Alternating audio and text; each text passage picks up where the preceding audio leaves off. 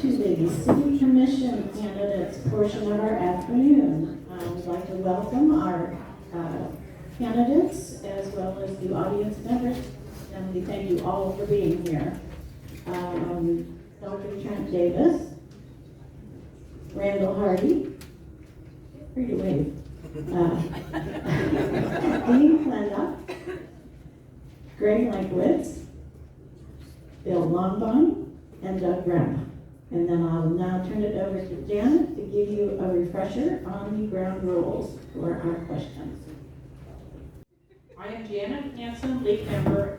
Here are our ground rules for today's candidate forum. Each candidate has 1 minute for opening remarks. We will alternate the order of the candidates answering questions. After opening remarks, we will start with questions from our media panel for about 28 minutes. Candidates will have 1 minute to answer each question. Candidates should watch the timekeepers for an indication that they are ready to start timing your speech. We will then take questions from the audience for another 28 minutes. Audience members must come up to the microphone to ask their questions. Others with questions may stand in line behind them. Audience questions should pertain to all candidates, not to one individual candidate. Audience members may take no more than 1 minute to ask their question, and shorter is better because it leaves more time for the candidates' answers. Candidates will have 1 minute to answer each question. We ask that the audience remain respectful whether or not you agree with the questions or the answers. Comments, clapping, and noise making is discouraged. After remarks from the media and audience, each candidate will have 1 minute for closing remarks. Is everyone ready for their 1 minute opening remarks? We'll go ahead and start alphabetically with Dr. Davis. Good afternoon. I'm Trent Davis, and I'm running for re-election to the Salina City Commission. If you want to find out about me, I think probably the best thing I've seen written about me in a long time is in the Salina Post. My kids, my wife, my dog all agree that is me. Most people tell me that I'm level-headed, reasonable, and able to figure out what's going on in the situation. And I think there's a 10-year history of my comments and voting actions which would reflect my concern for the welfare of the greater Salina community. My approach to serving as commissioner is very simple: love thy neighbor. Neighbor can be a nameless person on the sidewalk, it can be a corporation, it could be a social organization, it could be the city government. But I like to use 2 eyes, 2 ears, 1 brain, 1 heart before I engage the mouth. So as far as the commissioner is concerned, they're no strangers, just friends I haven't met yet. My name is Randall Hardy, and I'm a candidate for City Commission. I served on the City Commission from 2013 through 2016, and I served in the Kansas Senate from 2017 through 2020. What would I do if I'm elected in November? 3 things. I think we need to make it easier for citizens to receive information they need about news, events, and activities happening in Salina. Second, I also think we need to continue our effort to bring affordable and decent housing to Salina. And last, I would like to explore ways to increase Salina's visibility from the interstate highways. As a bonus, my experience in the Kansas Senate might come in handy if we need some help with the Kansas legislature might provide. And BTW, I believe that the Cozy Inn lawsuit was a massive waste of taxpayer dollars. You can reach me, read more about me at randallhardy.org. Thank you. Hello, I am Dean Klenda. I am running for City Commission. I do not look like your typical city commissioner because I'm not. I'm young. I have lots of new ideas. I look forward to answering questions. I am very excited to get the opportunity to serve with some of these commissioners or candidates at the moment, and look forward to the questions. Good afternoon, everybody. I'm Greg Lankowitz. I'm currently serving on my 4th year of City Commission, and I have the honor of being the mayor of this town. I'm running for re-election because I feel that we really have great momentum and we've done a great job of trying to meet that workforce housing need. We're trying to facilitate economic growth, and I just want to continue the work that we've done. And I have a vested interest in this community. I currently have a business here. I've served in the capacity of law enforcement officer. I volunteered as a planning commissioner a few years back. Both my kids were raised here. It's just a town I care deeply about, and I want to foster its responsible growth and prosperity. Hi, I'm Bill Longbine, a lifetime Salina resident. I worked in local industry for over 45 years and married to my wife Donna. We attend and serve at Cross Point Church. While others see the cup as half full and others see it half empty, I see Salina's cup as ready to overflow. It has been very rewarding to serve on the City Commission and see firsthand the progress and momentum of the past few years. My decision to run for re-election was based on the continuance of the progress and growth of Salina. I have been a strong advocate for the city and am dedicated to serving as your commissioner. I have led visible projects such as the yellow reflective backplates on traffic signals. I am excited to get moving on the river renewal project that will benefit Salina for generations to come. It is a great time to be living in Salina. More exciting things are coming, and the future looks very bright. I'm Bill Longbine, and I ask for your vote and support on November 4th. Good afternoon. I'm Doug Remp, one of the 9 candidates for the City Commission. Originally from Michigan, both my wife and I moved to Kansas City in 1985, then to Salina in 1995. We've had a home in Salina since 95. Many of you know me as the McDonald's owner from 1995, late 1995 to 2018, at which time I retired. I have a son and daughter who are both homeowners here in town. I have 2 grandkids at Meadowlark School. I have mentioned before, and if I didn't mention it, it would come up. But this past spring, my wife and I did buy a townhome in Arizona. We do plan on spending 2-3 months, probably 3 months away in the wintertime.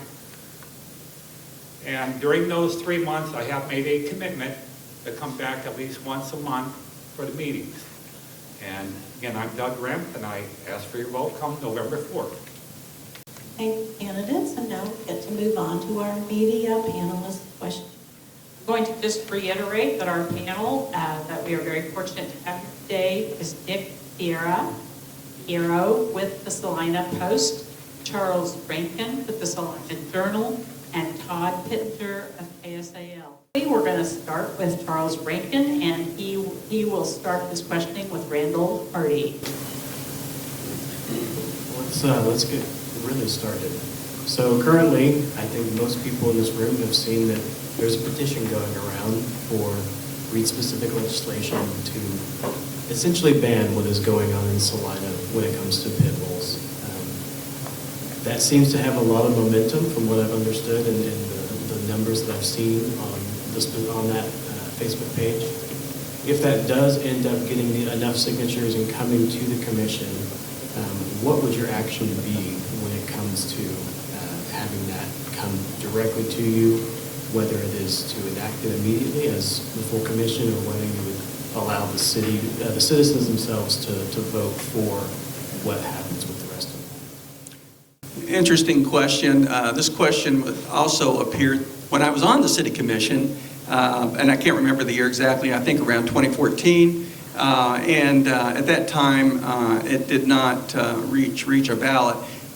With something that's as passionate as this topic, my thought is if enough signatures are obtained on a petition, I would be willing and I would approve and be in favor of, I should say, the vote to take place on the next regularly scheduled election. So that I don't think we need a special election for this, but whenever the next one's coming, probably in 2016. I think that this is one where I think it would be best if the voters of Salina got their say on it. I am very publicly in my support of BSL. I have been one of the few, or I think, don't quote me, but I believe I'm the only person that has currently signed the petition that's running. As of the last time I checked with Tyler and Deb that are running that, I feel that If it were to pass, it would need to go to a public vote, and I would personally say it should go to a special election, because if they did the work over the years to put forward the votes and get the requirements, which is not an easy process, I would believe that we should do it that way. And I would see that that would probably be, I don't think that the commission voting would be a likely scenario. I think it would have to go to public vote. So we've had a study session on this, and this has come up in conversation numerous times on the commission. And pragmatically speaking, it makes a lot of sense to look at it from a behavior-based aspect, and there are other breeds that have a very strong bite force. Cane Corso comes to mind, that basically it's even larger than a pit bull, et cetera. But one thing that always happens to me personally whenever this conversation is brought up is I get an overwhelming number of emails, personal just conversations pertaining to the issue against repealing the breed-specific ban. So that makes me a little more hesitant, and I would concur with the other candidates where it would need to go to vote. The citizens need to have their say on that.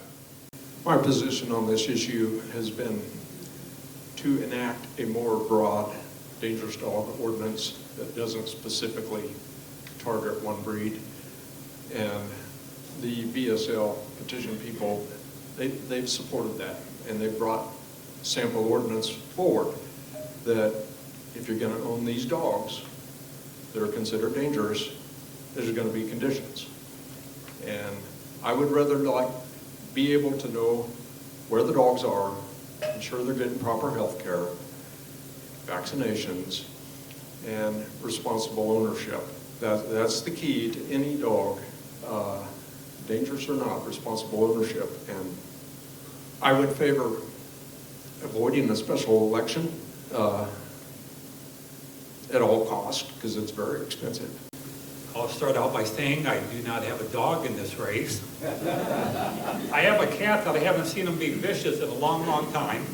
I'm kind of recycling what the others have said. I know there's a lot of passion around this topic. I've seen them gathering petitions along Ohio or out along Crawford Street. I know there's passion on the other side too from some local law enforcement that has seen the, call it the ramifications of an attack. But as what's been stated multiple times already, I don't think the 5 commissioners should rule on such a hot topic. If they collected the amount of signatures they need to collect, I think it needs to go to a vote, not a special election. As Randall stated up front, I think it's been over a decade. I think it's something that would be put on the next ballot if the criteria is met. It seems so simple, but most people's angst and fear is not about just the dog. It's about bad owners. And you have bad dog ordinances, but you need bad owner ordinances as well. Just as many people as you see wanting repeal, we get email and letters and phone calls from folks who've been attacked and had kids attacked who don't want this repeal. If we had a very serious bad dog and bad owner law, we wouldn't even need breed-specific legislation. The substitute legislations in Junction City all refer if you have a dog of a certain breed, which means their non-breed specific legislation is based on breed-specific criteria. If the petition gets enough signatures, the city commission doesn't have to worry about what type of election state laws are already set up that. You get a special election if you don't have a regular election coming up in a certain number of weeks. So that process has already been prescribed. Okay, our next question will be from Todd Pittenger, and he will address Dean Linda first. First of all, thank all of you for putting your name on the ballot. I think that takes courage to do that. It's easy to sit back and complain about things, but it's not so easy to step up and be a part of the solution, so to speak. So thank all of you for being here and for putting your name on the ballot. Since 1990, Salina's population has consistently been between about 42,000 and 45,000.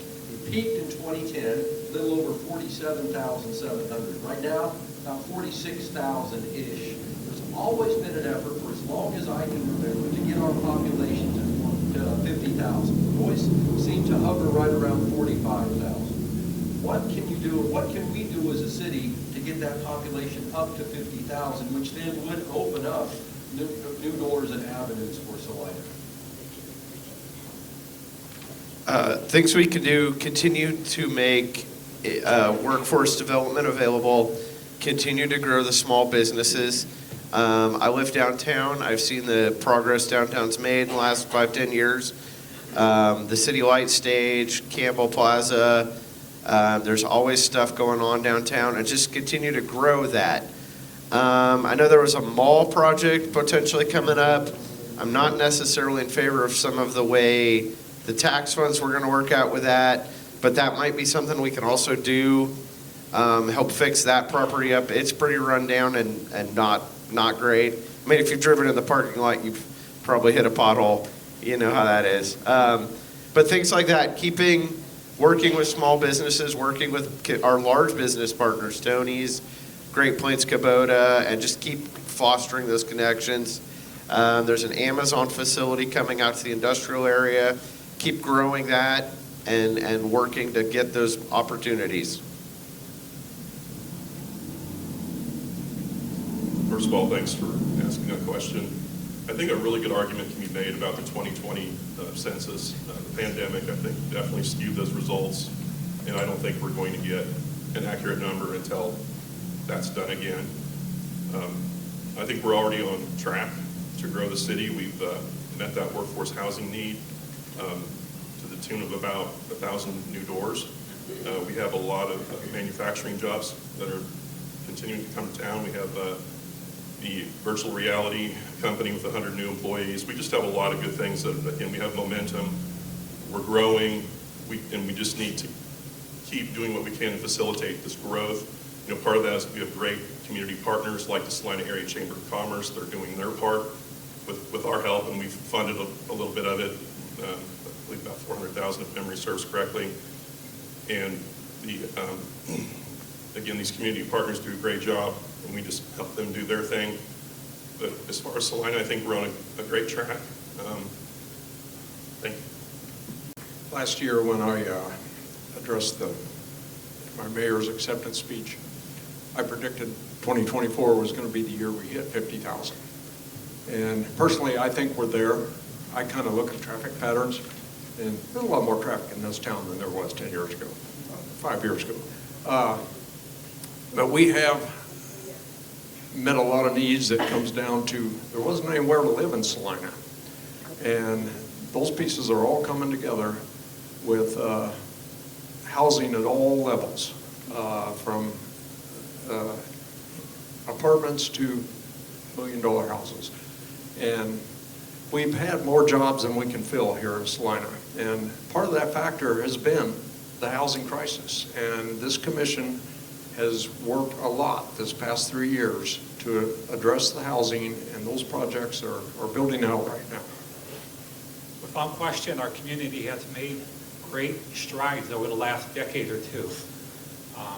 Been here since '95, mentioned that. You used to be able to shoot a cannon down Santa Fe, not worry about hitting anybody, especially during the evening. And now there's many times where it's hard to find a parking spot. A lot of controversy regarding the mall, and I'm sure that topic is far from settled. But shoot, ever since I've been here, that mall seemingly has underperformed. One of the things that the commission can do, the leadership of the city can do, is make it the most livable city we possibly can. And of course, that needs to be balanced with the cost of living in this community. Kind of a fine line that needs to be walked, but anything leadership can do to continue the progress that's been made thus far, I think is a great thing for our community. Any town in rural Kansas that's holding its population fairly even, I would say, is probably gaining population. You know, there's a net migration of folks from rural areas to urban areas. So if we're hanging around at that 47,000, 48,000 steadily, we just need a little bit to put us over the hump. Economic development was the seed that we planted. We had to wait a few years for it to grow, and now it's growing and blossoming. We're making enough babies in town. I don't think any of us, we're not dying any faster than what we used to. So there's a group that's leaving, and it's that 20 to 40-year-old group. That's the group we have to recapture. And with the economic development, social development, I think we're going to make inroads on them, not to mention the new jobs coming to town. So we just need to be patient. Surprisingly enough, when I ran in 2013 for City Commission, one of my planks was to get the population up to 50,000. And at that time, I knew it was going to be a good thing, because once you do that, you can qualify for federal grants and loans that are not available for cities that are below that population. And I think that the reason that things are different now, and I'll borrow a word from Mayor Linkowitz, is momentum.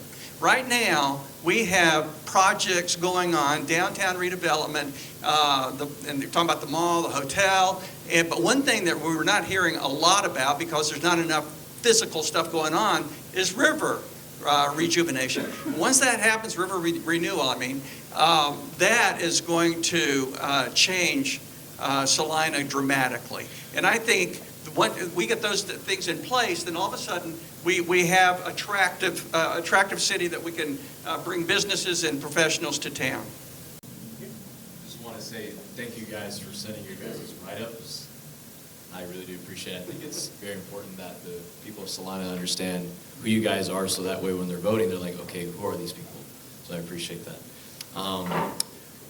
Would like to start off, my question for you guys would be, you guys were just touching on economic development. There's a lot of that happening in Salina, and what would you guys, policies you guys would implement to continue that economic growth, while at the same time our taxpayer dollars are being used to the right things? Another good question. Thank you for that. As far as economic development, philosophically, I'm more of a free market person. I believe that the businesses usually are going to do what they're going to do, and the market will figure itself out. But some of the programs that we've implemented are more kind of a nudge. I'll use an antiquated reference, like, nudge the pinball machine a little bit, but you're not really controlling the market. But it's wherever we can kind of give that positive nudge and, again, facilitate growth and prosperity, then we need to do it. And I think a good example is we have a very large commercial property in the south of town in the form of the Central Mall that is honestly on the route to be something of basically blight for South Salina in a central part of our shopping district in that area. And we have an outside person willing to invest quite a bit of money, around $150 million in our community. And we need to take a long, hard look as to how feasible this is and whether it's going to be a hardship on the taxpayer. In terms of economic development, I feel the city of Salina has used and utilized every resource possible. And it's just part of life today that for major things to happen, there needs to be some incentives. And one tool has been industrial revenue bonds, where there's a tax abatement for 10 years. And my former employer, Phillips Lighting, south of town, wonderful thing about that is that building never sat empty one day. It was sold to Great Plains Kubota Corporation, and they have invested tens and tens of millions of dollars. And that was annexed into the city. Wasn't on the tax rolls before. And they're getting ready to build another new building out there. It's incredible. But economic growth is happening in Salina. Our chamber and the economic development team have been doing a great job. There's more things in the works. There's more coming. Our community is at the crossroads of America. We have two major expressways right beside us. We have an airport that I remember hearing coming to town that it could be a landing site for the space shuttle, if need be. It's an old Air Force base. So we have the infrastructure as far as the expressways and airport to handle about anything.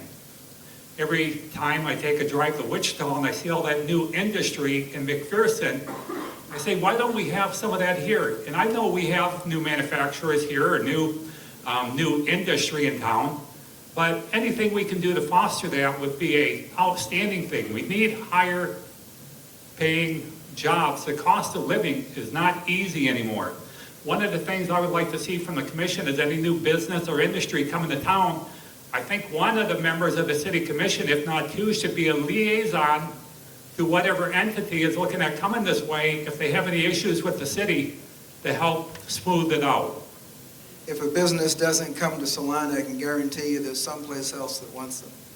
And other locations will be willing to give incentives that you wouldn't believe. If you look at a lot of property that we've assisted with, it's property that wasn't generating much tax revenue and wasn't going to generate much tax revenue for the next 10 years anyway. So we're making life very easy for citizens 10 years from now. They're going to all of a sudden have a lot more money coming in and wonder where it came from. We've used a lot of different incentives. Each one is looked at individually. Businesses like to be around other businesses. We're growing an aerospace industry here in Salina, but you don't do that overnight. You bring them in one at a time, and other folks, oh, wow, they moved to Salina, maybe we should look at Salina. So I think if we keep the pressure on and let our economic development organization keep doing what it's doing, we should position ourselves fairly well for the next few years. You know, when we talk about economic incentives to bring industry here, that's one side of the issue. The other side of the issue, though, is once you get people here, and especially if they have an economic benefit for the citizens of Salina and the surrounding areas, then you can start paying yourself back pretty quickly. We're in Salina, we're really called a regional trade area where we go out about 50 miles and people use us for shopping, for entertainment, for medical care, all kinds of things. And the more of choices that we have in terms of industry and businesses here that come here, that gives us even more of a magnetic draw to Salina from that regional trade area around us. All right. One of the things I've noticed over the past 5 to 10 years as I've followed politics and started to grow up and follow more of that and care more, I see a lot of times we have developers doing things, making agreements, and then they come back a year later, oh, well, this didn't quite work. Can you extend our benefits? And I think we need to look really hard at making sure that we're not just, handouts isn't the right word per se, but that we're holding those developers to the agreements that they've given us, making sure that we're just not letting them come back and keep saying, well, can I have an extra, year? Can I have another year? Can I have another year? I think it's important to work with your businesses, but we also have to ensure that we're doing that with the taxpayer money wisely and not just becoming a free for all. Okay, I think we are ready for our next media question, and this will probably be our last media question to this group. So Charles Rankin will be addressing Bill Lundvine. Let's get talking about the future a little bit. Artificial intelligence is here, whether you like it or not. Sorry. How would you, as a commissioner, utilize artificial intelligence? How would you caution against potentially the use of it? And do you have plans potentially when it comes to city employees and others to put in policies in place within the government of AI utilization? Good question, Charles. I learned a little bit about AI and how it can benefit municipalities last year at a conference, and it is amazing. And the city of Salina is implementing some AI resources, which there's tons of information dating back to 1900. And this categorizes and scrapes your data to make it accessible. And I have some issues personally with AI in that it seems to diminish critical thinking skills. So I think the future is kind of cloudy on that, where we're going to go and how we're going to implement AI, but it's here to stay, and it's useful and can be beneficial to predict future problems. Kind of as Bill stated, I think our world is still trying to figure out AI and how it can be used to our advantage. I remember when I was much younger, I used to have a boss, kind of a mentor, that would say, you can't believe anything you hear and only half of what you see. Well, AI really blurs that line between what's real and what isn't real. But AI is already in our lives on a daily basis, whether we realize it or not. And there's certainly ways it can work to our advantage, and we're still trying to figure that out. I wish I knew more or more familiar with it, but I know the possibilities are endless. First of all, I won't be the AI expert. I have enough things that I do in my regular job to try to be an expert on. But I would be holding our city manager accountable to finding the brightest, best, didn't necessarily have to be youngest person, consultant or employee out there who would show us how we can use AI. And my personal belief is it's got to be the tail, not the dog. We need to find out where we need it, but sometimes you don't even know where you need it until you get a consultant in to show you the full breadth of your operations and your deficiencies. So it's useful. We just need to have a purpose in mind. But wherever it can help, we'd be fool not to embrace the good parts. My personal experience with AI is I'm dumbfounded with what it knows and how it can help. And it's made my life easier already. And that's without knowing squat about how it works. And as long as it can do that for me, I have a feeling that it can do that to a multiple level for city services, for right sizing departments, all kinds of possibilities, how fast does it take? Does it take a fire truck to get to a fire? Or, I don't know what all it could do. But I am hopeful and confident that AI will be a large part of helping us put the information together we need to run the city efficiently. AI is a great tool for summarizing documents and documenting processes, but AI has a huge potential to be misused or the models being mistrained. If you've studied any kind of AI, you've seen the worst case where they go off the rail and then whatever person started that project then just kills the AI. It's something to be used. I know a lot of news agencies are using it to help write articles more quickly and do things like that, but you have to watch it and be very careful. The information available is huge, and it's not always accurate. I know my parents sometimes struggle with things on the internet that might, you've gotten that text message that looks like it's from your internet provider. And some of those things, AI just doesn't have the knowledge to deal with. So you have to be very careful. But it is a good tool that will help. Well, hindsight's always 20/20, and with any new technology, I think there needs to be just kind of a measured approach to it. AI is a very viable tool in terms of sifting through information and conveying information in certain circumstances.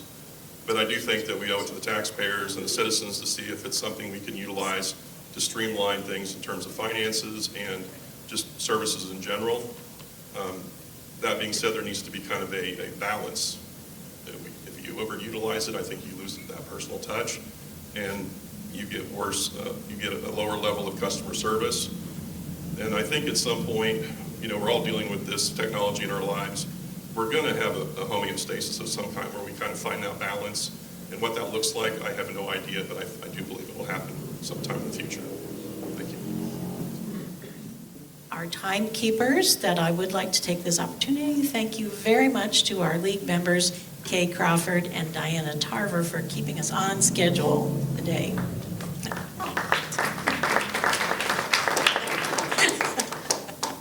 So, our first question to Doug Rupp. He will start us off. Right, everyone will answer. Okay, I'm Janice Norland from Salina, and I would like each of you to say, if you know, how many of those, I think you said 1,000 new doors in Salina are available to people who make minimum wage? Pretty simple question. I would say none. Trent? Minimum wage, if it's a single earner in that household, is going to be tough. Glad we followed the school board, because one of the things we need is to create a workforce that can earn a much higher wage. The more folks make, the more affordable housing of different types becomes. And did you say a one earner at minimum? I didn't say, I don't, minimum wage workers, how many of How many? those 1,000 doors are available, for, let's say a couple on minimum wage? And how many people in this town, I guess, make a minimum wage? Working people, do you have a percentage of what? Okay, we can't do it. Well, right now, I would say that no one's making minimum wage. The minimum wage is $7.65. And, you can work at McDonald's for $15 now. And so I think in order that employers, they're competitive as well. And I would think that, if you want people, you're going to have to pay them, and you're going to have to pay them more than minimum wage for that to happen. But still, it's still not a living wage, probably. I would concur. I think no one. I think the definition of affordable housing has been very inflated. When I was first paying attention, I remember it kind of being around that 100,000 mark. And now it seems like some of our recent developments are in the 200,000 range, and that's crazy to me. I don't own a house. I don't have it doesn't look like I'll get to own a house at the current market rate in this town. So that's pretty frustrating. What can we do to fix it? Don't know. Would love ideas. I'm glad you asked that question, because one of the things that I do is I'm a property manager, and I see people apply for housing with our rental properties from all walks of life. I cannot remember the last time I've looked at one of those applications and there was somebody with a minimum wage job. I just don't think that people are working for that wage anymore, and workforce is too hard to come by. We have new jobs coming to town that none of them are minimum wage. Sorry, my voice is. And none of these new jobs are going to be minimum wage. These are higher paying jobs. And, as far as the affordable housing question, as a commissioner, we can't affect change on the cost of construction, the cost of materials, the cost of labor. And anybody that runs for this position and claims to be able to do that, they're either not being honest or they're very uninformed. But we do what we can. We have programs that we plug in to try and make these things more affordable. And we also have Salina Housing Authority with housing vouchers. And it comes down to supply and demand. We have had a real high housing shortage and crisis here in Salina, and we're meeting those challenges.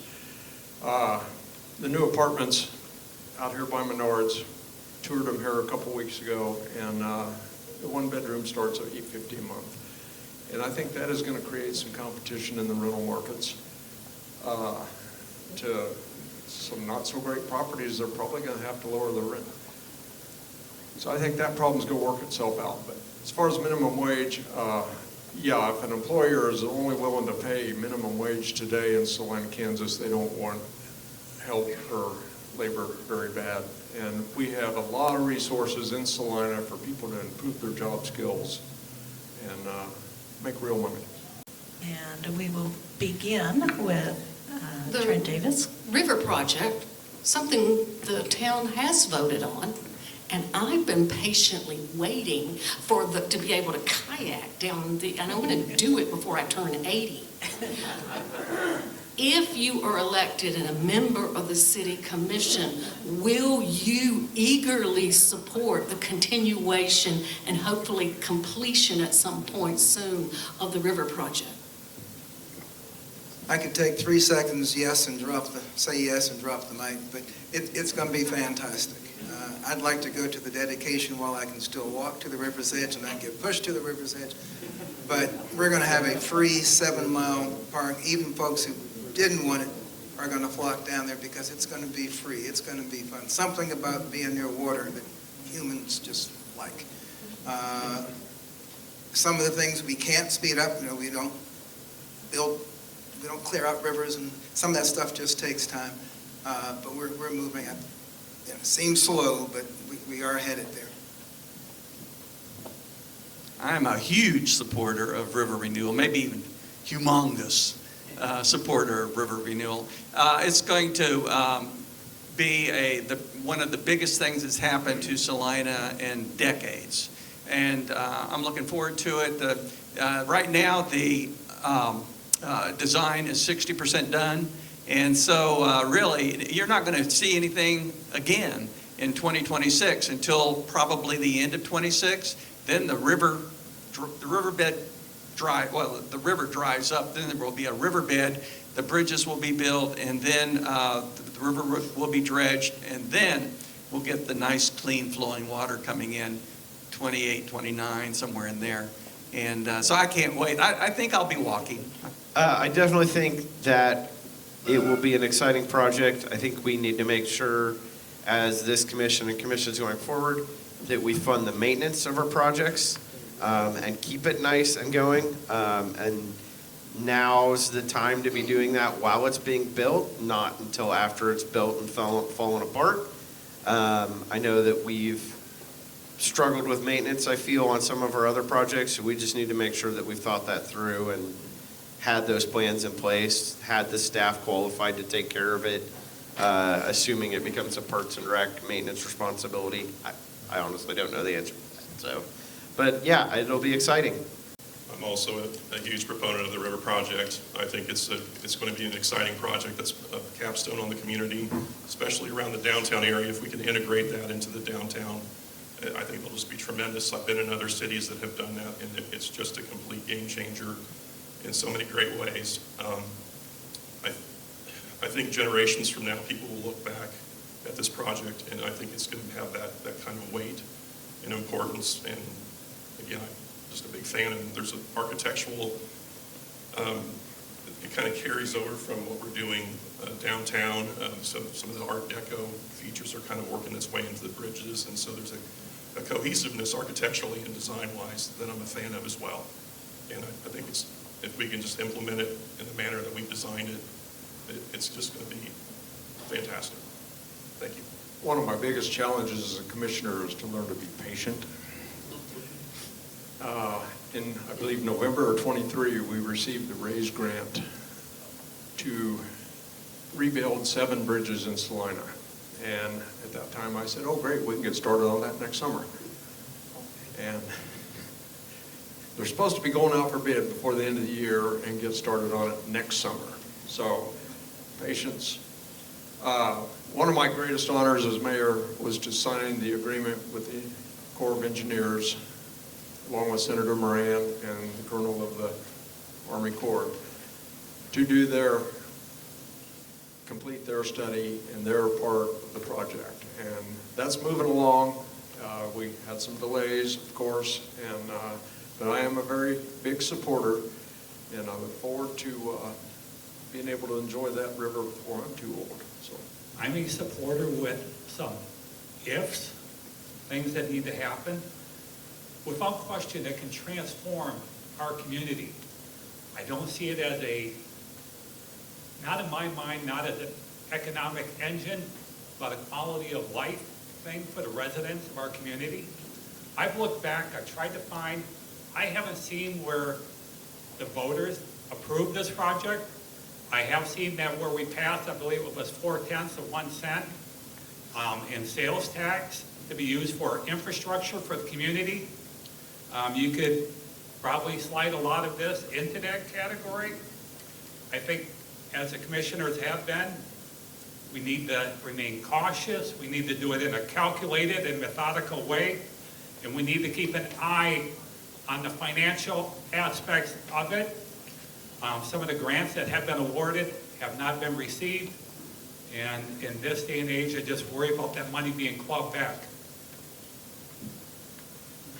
Thank you. Our next audience question will have it right here, and we will begin answering with Randall Hardy.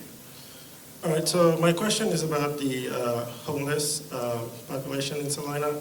And from my understanding, we have a lot of shelters in Salina, but we don't have a lot of transitional housing or permanent housing. So my question is, how would you get people from shelters to transitional housing to permanent housing?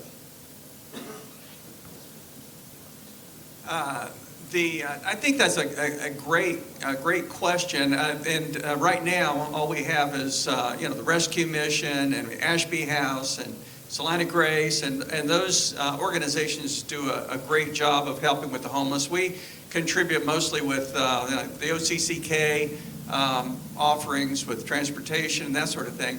I think that it would be, if there was a way that we could offer transitional housing, that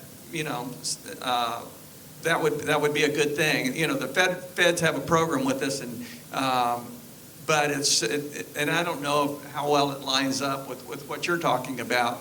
But it would be a great thing for people that are interested in settling down and finding a good job and making a good life while they're here. So I would be in favor of exploring that anyway. During the winter, we have a pretty excellent short stay shelter, the Salina Winter Grace Facility. That's something that I'd like to see expanded year round and more of an emergency one night.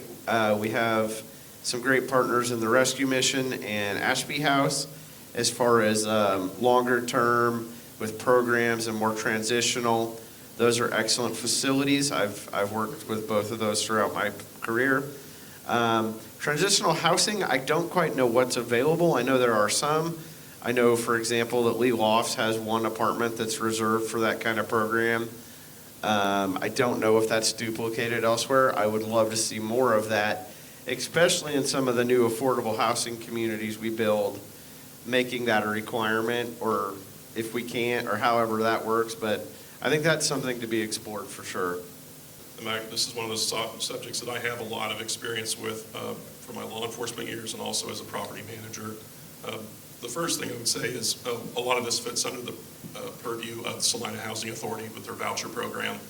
And some folks are going to qualify for that, and we could maybe talk to them about providing something more in that transitional type of housing. Salina Grace, I'll circle back to that. They're a great community partner, and they collaborate with basically it's our Department of Community Relations, and we have a liaison that deals with Salina Grace.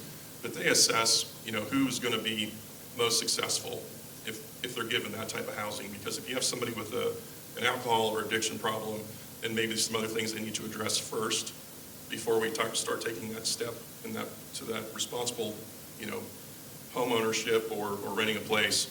And, I leave it up to them to decide that. Thank you. On the topic of homelessness, until you get to the root problem of what caused the person to be homeless and correct that, it's just going to be a never-ending cycle. But last month, I attended the Salina Rescue Mission banquet, and I learned that transitional housing is occurring in Salina. It works much like a recovery halfway house, but there's 2 houses so far, and they're looking to expand where each house has 4 to 6 guys, and they share expenses. They continue the life skills program that they've learned at the mission, and allows them to kind of save and get things together to make that second transition to their own home. So yeah, things are happening in Salina. Salina Grace does a lot to prevent people from becoming homeless. A lot of people are just teetering on the edge, and I fully support the city's Salina Grace funding. As already has been mentioned, we have some great community partners that are helping with this.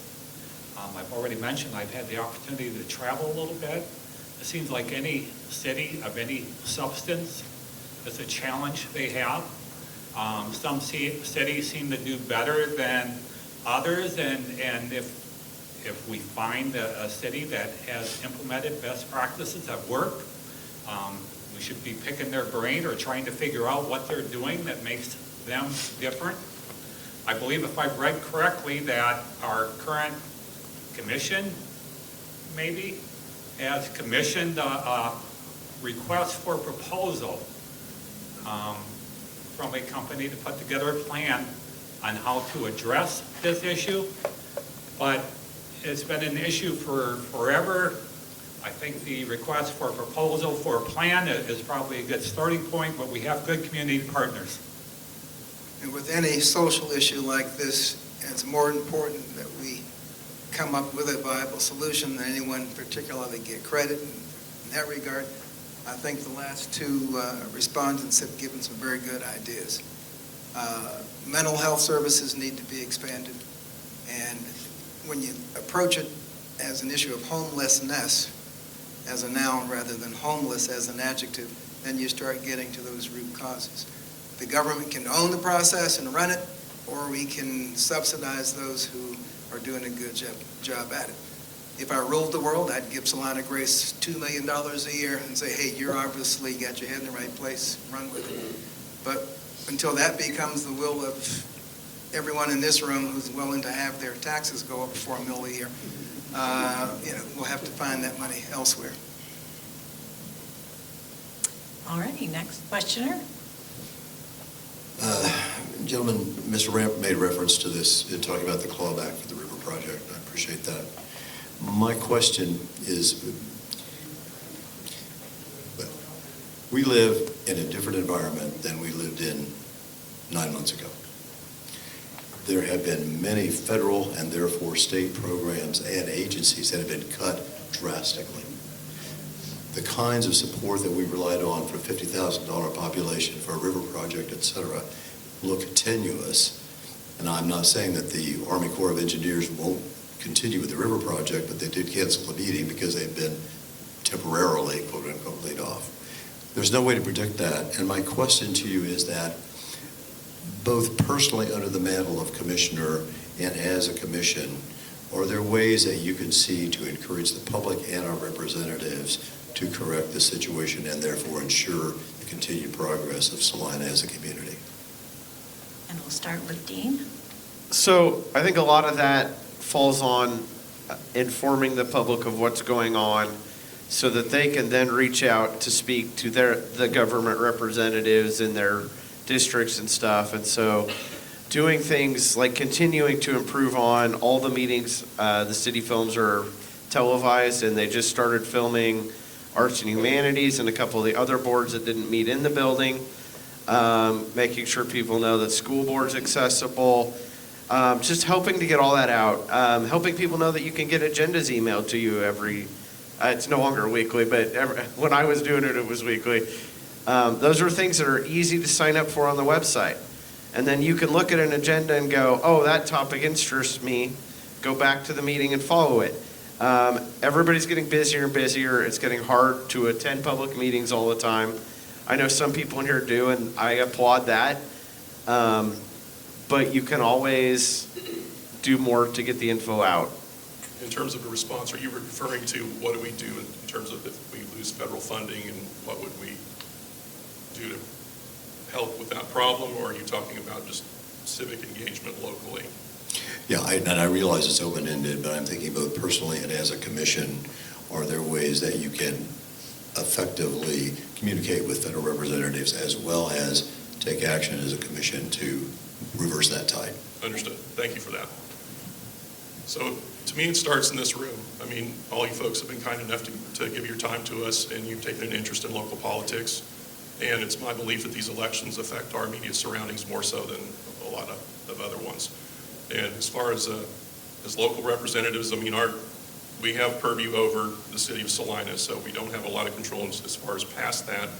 But what we can do is we have relationships with the, congressmen, senators, et cetera. And there's one in particular I have in mind that seems to be a little bit more approachable and easier to communicate with. That would be somebody we have a conversation with, or we talk to the governor's office and just voice our sense of discontentment and concern and see where it goes from there. But that's essentially the best we can do. Well, the joke that used to go around in Topeka at the Capitol was when they came to Salina, they wanted to see where the statue of Senator J.R. Clays was. Because I tell you, he fought for Salina and brought a lot here. And Senator Jerry Moran is the same way. And I think as a commissioner, I've done a good job being engaged with our representatives. They all know who I am by first name, and they know what's important in Salina. And the city staff is in communication with them on a regular basis. There's been a variety of projects and things going on that require funding, and it is very frustrating and unpredictable, and I hope that things can be resolved soon. And I'm not a fan of printing money, but things do need to continue and be funded, and they have promised a lot of funding. So, As our mayor said earlier, just by being here, we've all shown an interest in wanting to make our community better, wanting to make our world better. I'm sure many of you, as have I, have called one of our elected representatives, and normally I either get a machine, or if I'm lucky, I get maybe an intern answering the phone. I know from a business perspective, if you hear something once, okay, in one ear, out the other. If you hear it multiple times, you got to start listening more. If you hear it a lot, it's kind of where there's smoke, there's fire. So I think we all can be involved, but I think the commissioners as a group certainly speak louder than any single individual. Thank you.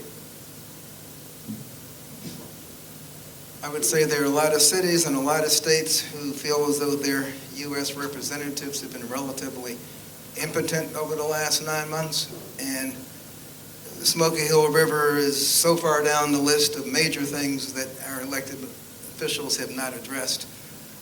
Washington, D.C., as you may know, my hometown, works in very strange ways sometimes, and sometimes it's best to not overreact, and you exert pressures to start swinging that pendulum back the other way.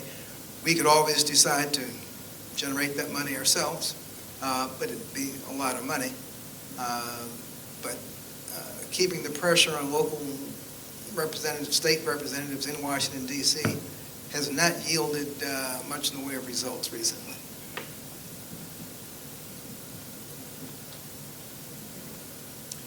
I'm fairly confident that all of the funds that are dedicated to the River Renewal Project will be there when they're needed.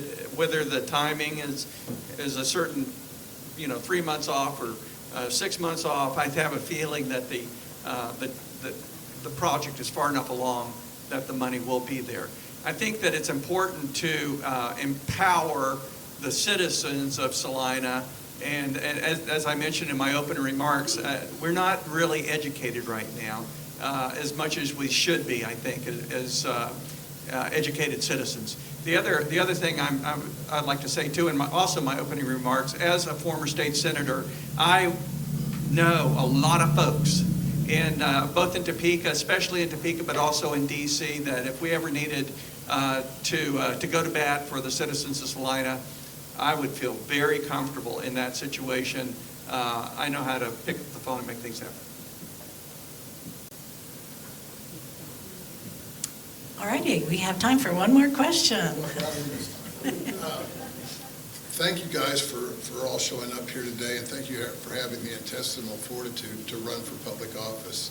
I know that's putting yourself up there, and thanks for the League of Women Voters for putting this on. I have a question. Mayor Linkowitz just nailed it when he said, hindsight is 20/20. And my question is there anything that the commission should have, could have done differently in the last 2 years? And are there any changes in any directions that need to be made going forward in the next couple of years? Thank you. And Greg Linkowitz, Mayor, if you'd start. Thank you for that question.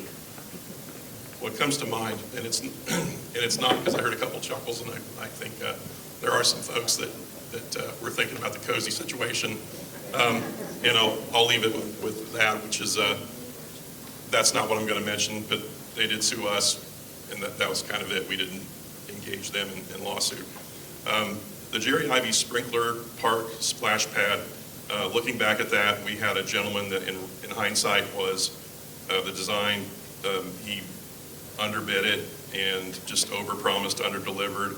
And so when it came time to that to come to fruition, it was, I think, roughly $600,000 or $700,000 over budget, and we We balked at that and kind of went back to the drawing board, so to speak, and it set it back another year. And we're going to rectify that problem soon, but I think the end product is a bit more expensive than we planned, and frankly, it's not as dynamic as we would have liked. So that's my regret. Thank you.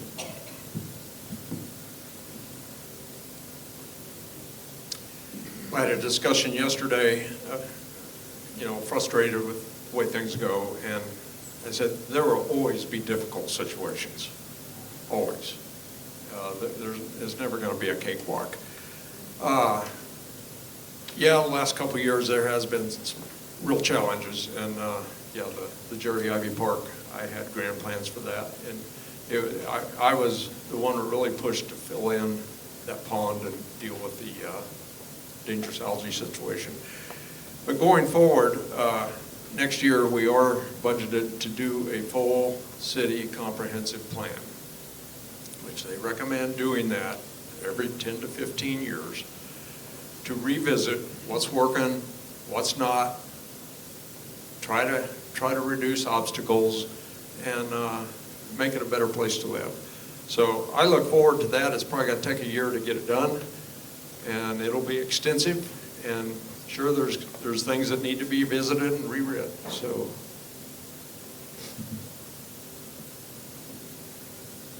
I haven't been a part of the commission, so I don't know if this is a question directed at me. I can address it from a observer's perspective, and I guess without other direction, I'm going to do that. Yeah, I personally believe what motivated me to get involved is the Cozy Inn deal. And I know the city will say that I don't want to say they're the victim in this. It was initiated by the Cozy. However, it just seems like early on, before all this bubbled up, where there's a will, there's a way. You got a 103-year-old business serving the same product in the same location for 103 years. If you could ever carve out a variance, it would have been very easy to do for that business. And I'll just leave it at that. Thank you.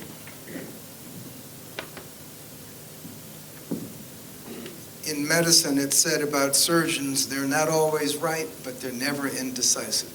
And, we don't have to bat 100% in our final decision, but we do have to put forth good faith effort and discuss it. Much better for us to have a 3-hour discussion and not agree than just let something pass and then find out 6 months later we should have discussed it. My only personal regret really has nothing to do with the city commission. I would much rather the county jail been on property tax rather than sales tax. But otherwise, I think we research things and do due diligence enough that once we make a decision, ride with it. And if you have to change it later on, change it.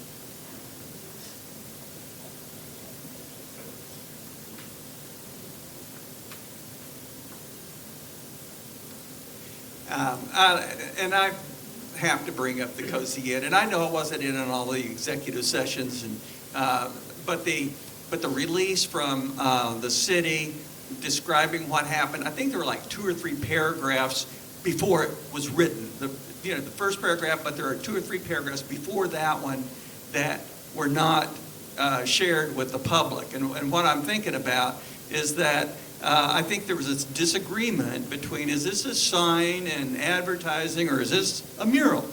And for the life of me, I'll drive by it and I'll say, looks like a mural to me. And so it goes back in my head to the fact that there should have been agreement ahead of the time that the lawsuit was filed that would say, okay, we need to change our sign ordinance, we need to increase our mural ordinance or whatever, so that we can solve this thing without getting lawyers involved.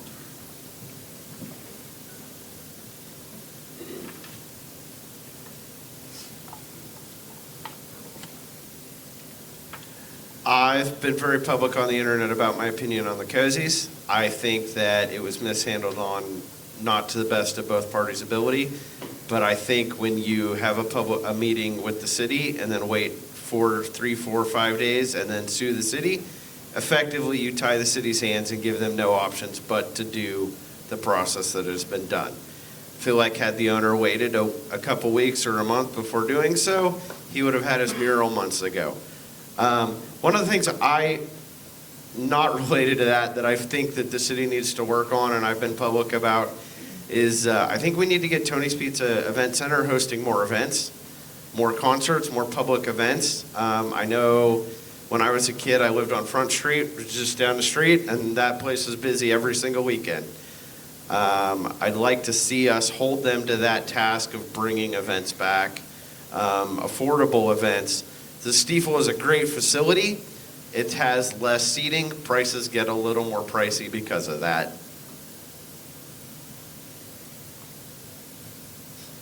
Okay, this ends the time for audience questions. We want to thank you again for the good questions.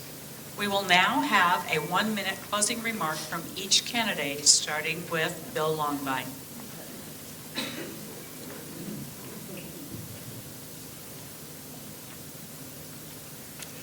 Thank you to the League and for everyone here today taking the time to listen, engage, and care about the future of Salina. I am committed to putting in the time to make thoughtful decisions and keep our city moving forward. A tremendous amount of investment and development has occurred in the past few years. Whenever we see new construction, that means progress. The housing shortage is being addressed with several of these projects beginning to fulfill our housing needs. I believe the foundation has been laid for substantial growth and prosperity. We must continue forward thinking for continued progress. I would be honored to continue serving on the Salina City Commission. My leadership and commitment to Salina has never been stronger. Again, I'm Bill Longbine. I ask for your support and vote on November 4th. Thank you once again for coming. I want to start out with saying the city, and I got to remember the clock's running here, but our organizational chart for our community has the community, the commissioners, and then the city manager. And also often, as of late, that seems to work in reverse. It seems to be the city manager, and it was stated during the search for a new city manager that the city manager is going to guide the city's future. It should be the community that is guiding the city's future.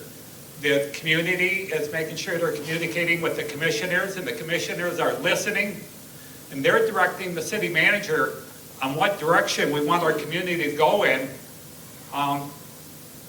for the next 3, 5, 10, 20 years. But it should be community-driven, not city manager-driven.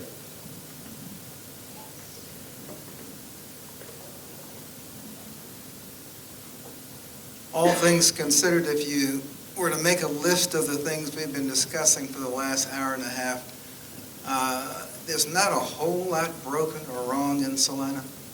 And sometimes when you try to fix something that ain't broken, you just make things worse. We have a very good process here for making progress, and just look out this window and you see a living example of it. There's an old BASF commercial that I alluded to in my talk. BASF does not make the products you use, they make the products you use better.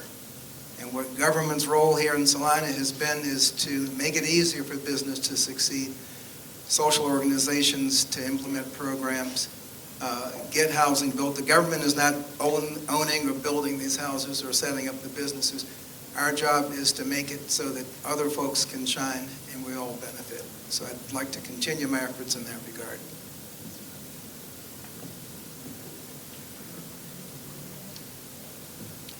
Again, my name is Randall Hardy, and I would like to thank the League of Women Voters for organizing this event. You can visit my website, randallhardy.org, if you would like to learn more about me and leave comments or suggestions, or to sign up for a yard sign. Thank you for this opportunity to visit with you this afternoon. It is an honor to run for this position. If I am elected, I will consider my position as a partnership with the citizens of Salina. I will be open to ideas or suggestions from citizens as we decide the best path forward for Salina while I am in office. Since filing for office, I have attended every commission meeting so I can hit the ground running if I am elected. And believe me, I will stand up for you that we never have to spend our tax dollars on unnecessary lawsuits again. I would appreciate your vote on November 4th. Thanks.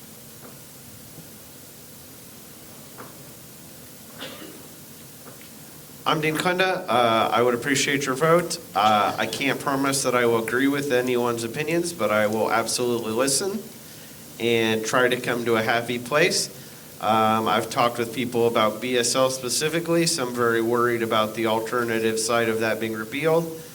And we've had very good discussion, and so I promise as a commissioner, if elected, I will do my best to be available. I will attend all the meetings, and I will be there for you guys to talk to. I can't promise I'll respond to everything personally, but I'll do my best to.